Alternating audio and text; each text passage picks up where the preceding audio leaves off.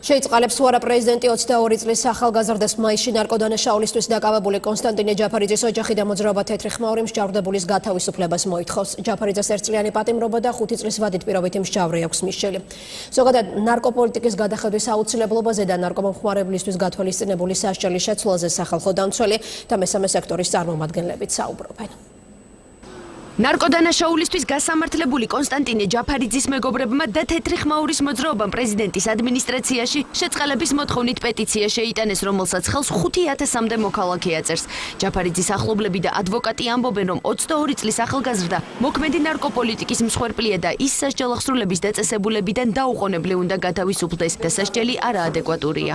მიზერული ნარკოტიკული საშუალებისთვის, რომელიც მას პირადი მოხმარებისთვის ჰქონდა, ფაქტიურად დაუნგრია სახელმწიფო მომავალი. წამს მისი პიროვნებიდან გამომდინარე, დანაშაულის კლასიფიკაციიდან გამომდინარე და არა სანქციის სიმძიმიდან გამომდინარე, პრეზიდენტი შეიწყალებს კოდს.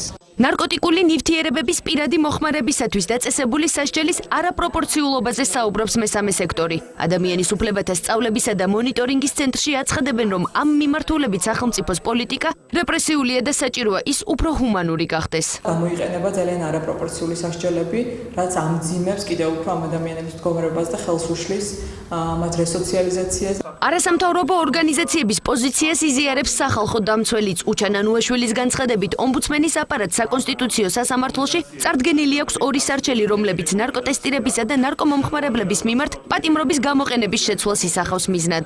აუცილებელია შეცვლა პოლიტიკის. დღეს ეს პოლიტიკა არის მართული დასჯისკენ, ნაცვლად იმისა, რომ იყოს უფრო მეტი აქცენტი, მეტი ყურადღება სწორედ მკურნალობისკენ და მხარდაჭერისკენ. ადამიანის უფლებათა დაცვის კომიტეტის თავმჯდომარე აცხადებს, რომ ქვეყანაში ნარკოპოლიტიკა წინა წლებთან შედარებით გაცილებით ჰუმანური და ლიბერალურია. თუმცა ეკაბესელიას თქმით, პარლამენტი ამ მიმართულებით მუშაობას კვლავაც აგრძელებს. შინაგან საქმეთა სამინისტროში კი თემაზე კომენტარს არ აკეთებენ.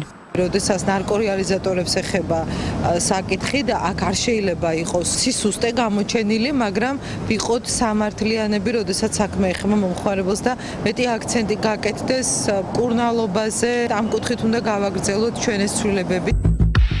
კონსტანტინე ჯაფარიძე სამართალდამცავებმა მიმდინარე წლის 30 მაისს დააკავეს. თბილისის საქალაქო სასამართლოს გადაწყვეტილებით 22 წლის ჯაფარიძეს 1 წლით თავისუფლების აღკვეთა, 5 წელი პირობითი სასჯელი და 25000 ლარის ოდენობის ჯარიმის გადახდა დაეკისრა.